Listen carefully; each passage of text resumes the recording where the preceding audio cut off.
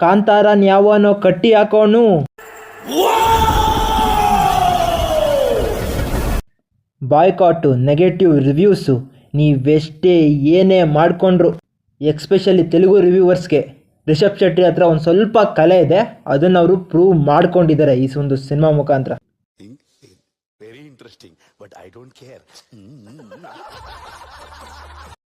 ಅದನ್ನು ಅವರು ಪ್ರೂವ್ ಮಾಡ್ಕೊಂಡಿದ್ದಾರೆ ಈ ಒಂದು ಸಿನಿಮಾದಲ್ಲಿ.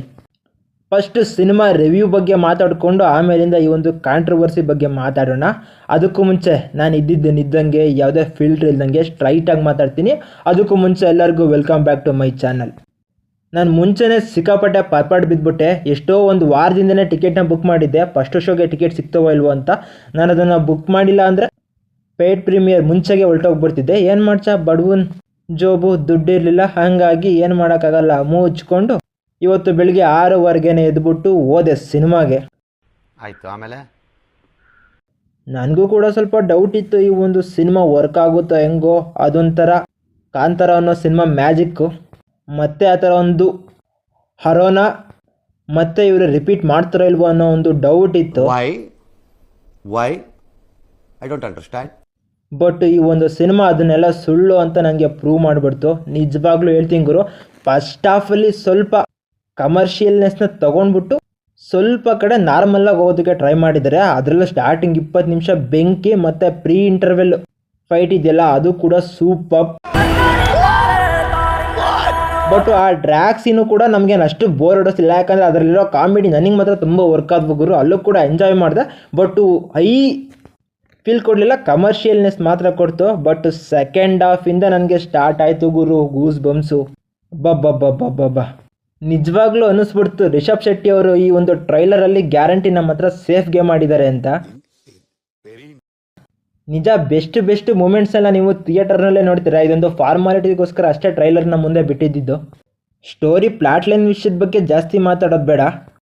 ಇದೊಂದು ಸಿನಿಮಾ ನಡೆಯೋದು ಕದಂಬರ ಟೈಮ್ ಪೀರಿಯಡಲ್ಲಿ.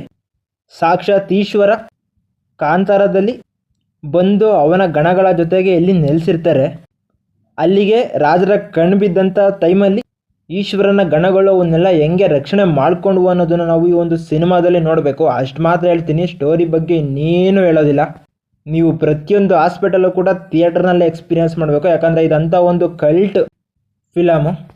ಇನ್ನು technicality, word building, presentation, screen play ವಿಷಯಕ್ಕೆ ಬಂದರೆ ನಿಜವಾಗ್ಲೂ ಗುರು ರಾಜಮೌಳಿನೇ ಮೀರಿಸ್ತಾರೆ. ಅಂದರೆ ಏನು ರಾಜಮೌಳಿನ ಇಲ್ಲಿ ಡಿಗ್ರೇಡ್ ಮಾಡ್ತಿಲ್ಲ, ರಿಷಬ್ ಶೆಟ್ಟಿ ಅವರು ಕೂಡ ಅಂಥ ಗ್ರೇಟ್ ಸಿನಿಮಾ ಮೇಕರ್ ಅಂತ ನನಗನ್ನಿಸ್ತು. ನಿಜವಾಗ್ಲೂ ಗುರು 7-8 ವರ್ಷದ ಹಿಂದೆ ಬಾಹುಬಲಿ 2ನಲ್ಲಿ VFXನೆಲ್ಲ ಬಳಸ್ಕೊಂಡು ಒಟ್ಟಿನಲ್ಲಿ ಆ ಒಂದು ಸಿನಿಮಾ ತೆಗಿಯೋದಕ್ಕೆ 200-300 ಕೋಟಿ ಜಾಸ್ತಿನೇ ಖರ್ಚಾಗಿತ್ತು. ಬರೀ ಪಾರ್ಟ್ 2ಗೆ, ಪಾರ್ಟ್ 1ಗೂ ಜಾಸ್ತಿ ಖರ್ಚಾಗಿತ್ತು.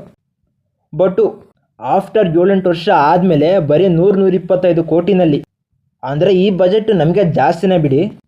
ಬಟ್ ಆದರೆ ಇಷ್ಟು ಬಜೆಟಲ್ಲಿ ಇಂಥ ಒಂದು ಸಿನಿಮಾನ ನಮ್ಮ ಕಣ್ಮುಂದೆ ತೊಗೊಂಬರ್ತಾರೆ ಅಂತ ನಾನು ಮನಸ್ಸಲ್ಲೂ ಅಂದ್ಕೊಂಡಿರಲಿಲ್ಲ.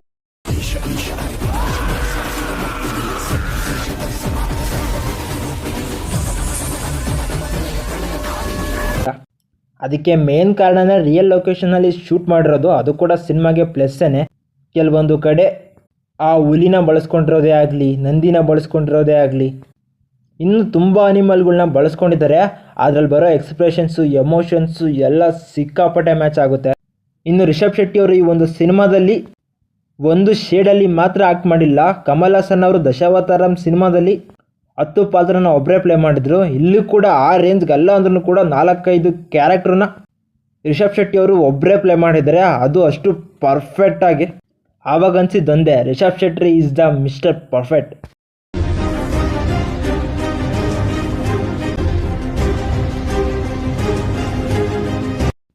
ಡೈರೆಕ್ಟ್ರೇ ಆಗಿರ್ಬೋದು, ನಿಜ ರಾಜ್ಬಿ ಶೆಟ್ಟಿ ಅವರೆಲ್ಲ ಹಿಂದೆ ವರ್ಕ್ ಮಾಡಿದ್ದಾರೆ, ಹಂಗಾಗಿ ಕಾಂತಾರ ಅಂತ ಒಂದು ಫಿಲಮ್ ಬಂತು ಅನಿಸಿತ್ತು. ಬಟ್ ರಿಷಬ್ ಶೆಟ್ಟಿ ಅವರು ಕೂಡ ಅದಕ್ಕಿಂತ ಮೈಂಡ್ ಬ್ಲೋಯಿಂಗ್ ಆಗಿ ಎಲ್ಲಿ ಕೂಡ ಸಖತ್ ಪ್ರೆಸೆಂಟ್ನ ಮಾಡಿದ್ದಾರೆ.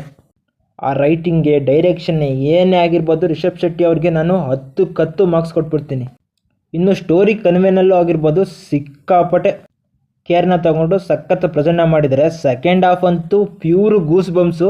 ಪ್ರತಿಯೊಂದು ಸೀನು ಕೂಡ ಮೈ ಮೇಲೆ ಕೂದಲು ಎದ್ದು ನಿಂತ್ಕೊಳ್ಳೋ ರೇಂಜಿಗೆ ಫೀಲ್ನ ಕೊಡುತ್ತೆ.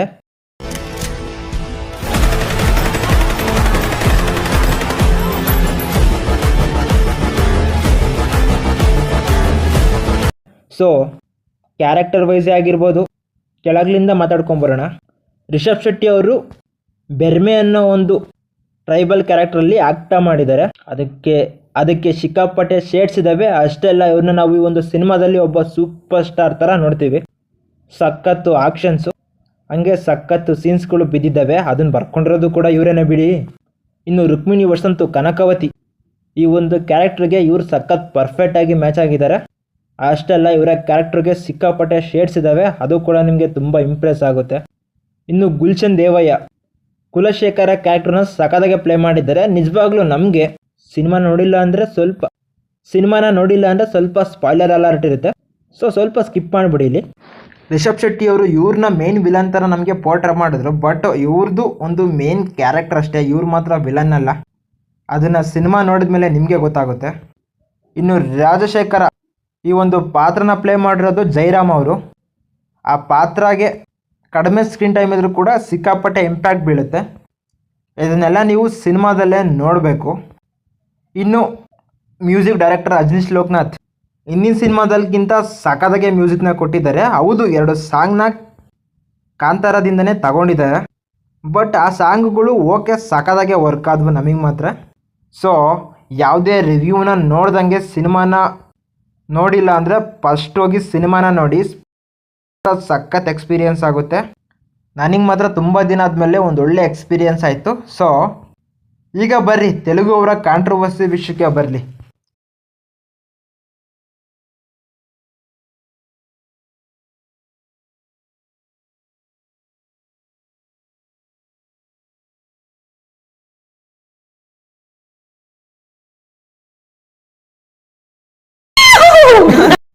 ಈಗ ಬರೀ ತೆಲುಗು ಅವರ ಕಾಂಟ್ರವರ್ಸಿಗಳ ಬಗ್ಗೆ ಮಾತಾಡ್ಕೊಂಡು ಬರೋಣ. ಏನು ಅವ್ರು ಹೇಳ್ತಿರೋ ಪ್ರಕಾರ ಓಜಿಯ ಪೋಸ್ಟರ್ಸ್ನ ನಮ್ಮ ಕನ್ನಡಿಗರು ಕಿತ್ತು ಬಿಸಾಟ್ರು. ಅಷ್ಟೇ ಅಲ್ಲ, ರಿಷಬ್ ಶೆಟ್ಟಿ ಅವರು ಪ್ರೀ ರಿಲೀಸ್ ಇವೆಂಟಲ್ಲಿ ತೆಲುಗುನಲ್ಲಿ ಮಾತಾಡಿಲ್ಲ. ಹಂಗಾಗಿ ನಾವು ಕಾಂತಾರನ ಬಾಯ್ಕಾಟ್ ಮಾಡ್ತೀವಿ. ಏನು ಸರ್ ಇದು? ದೇವ್ರು ನಿನ್ಗೆ ಒಳ್ಳೇದು ಮಾಡ್ತದ, ನಿನ್ನ ಜನ್ಮಕ್ಕೆ ಹೋಗೋ. ನಿಮ್ಗಾದ್ರೂ ಇದು ಪರ್ಫೆಕ್ಟ್ ಡಿಸೈನ್ ಅನಿಸುತ್ತಾ? ಕೆಲವು ರಿವ್ಯೂವರ್ಸ್ ಅಂತೂ ಕೂಡ ಫಿಲಮ್ನ ನೆಗೆಟಿವ್ಸ್ನ ಯಾವುದ್ರಲ್ಲಿ ಹುಡುಕಿ ಹೇಳಬೇಕು ಅಂತ ಮನಸ್ಸಲ್ಲಿ ಹಾಕ್ಕೊಂಡು ರಿವ್ಯೂ ಮಾಡಾಕಿದ್ದಾರೆ ತೆಲುಗು ಅವರು ಸೋ ಕಾಲ್ಡು ಸಖತ್ತು ಸಬ್ಸ್ಕ್ರೈಬರ್ಸ್ ಇರೋ ರಿವ್ಯೂವರ್ಸೇನೆ. ಯಾವ ಇವೆಲ್ಲ ಬಿಡೋದಿಲ್ಲ ಅಂತವೆ.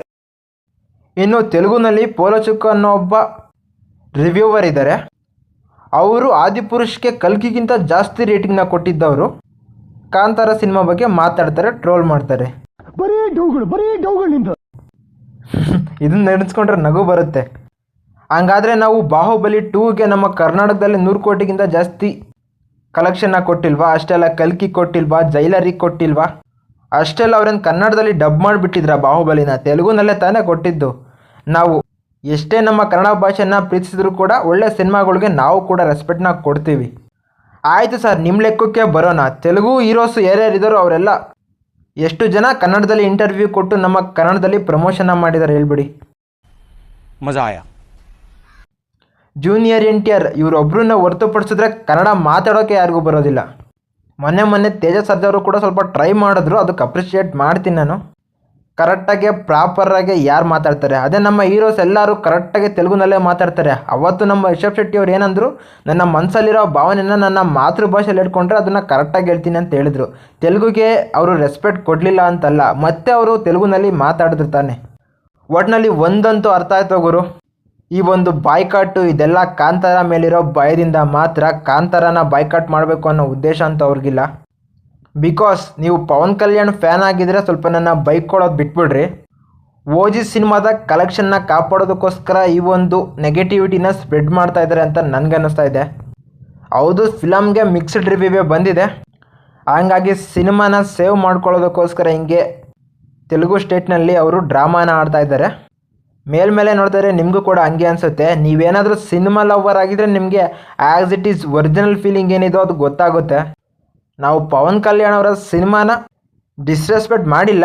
ಆಯಿತು, ಆಮೇಲೆ ಹೌದು, ನಮ್ಮವ್ರು ಮಾಡಿದ್ದು ಕೂಡ ತಪ್ಪೇನೆ. ಬಟ್ ಓಜಿ ಪೋಸ್ಟರು ಕನ್ನಡದಲ್ಲಿಲ್ಲ ಅಂತ ಮಾತ್ರ ಕೇಳಿದ್ದು. ನಾವು ಸಿನಿಮಾನ ಯಾವುದೇ ಕಾರಣಕ್ಕೂ ಯಾವುದನ್ನು ಕೂಡ ಬಾಯ್ಕಾಟ್ ಮಾಡಿಲ್ಲ.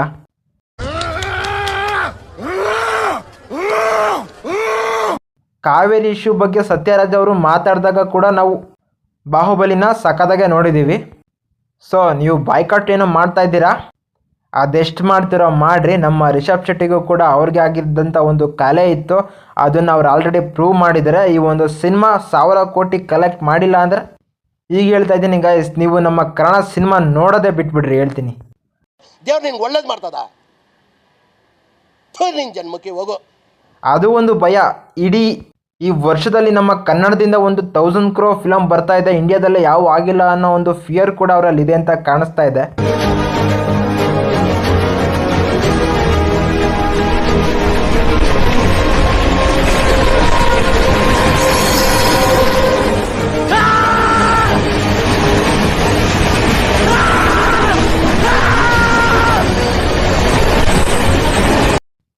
ಎಲ್ಲ ಆಗುತ್ತೆ, ನೋಡ್ತಾ ಇರ್ರಿ. ಇದಾಗಿತ್ತು ಗೈಸ್ ನನ್ನ ರಿವ್ಯೂ. ನೀವು ಇಲ್ಲಿವರೆಗೂ ವಿಡಿಯೋನ ನೋಡಿದ್ದೀರಾ ಅಂದರೆ ಒಂದು ಸ್ವಲ್ಪ ಸಪೋರ್ಟ್ ಮಾಡಬೇಕು ಅಂತ ಅನಿಸಿರುತ್ತೆ. ಸೊ ನನಗೆ ಸ್ವಲ್ಪ ಸಪೋರ್ಟ್ ಮಾಡಿ. ನಾನು ಮತ್ತೆ ಸಿಗ್ತಾ ಇರ್ತೀನಿ. ಬಾಯ್.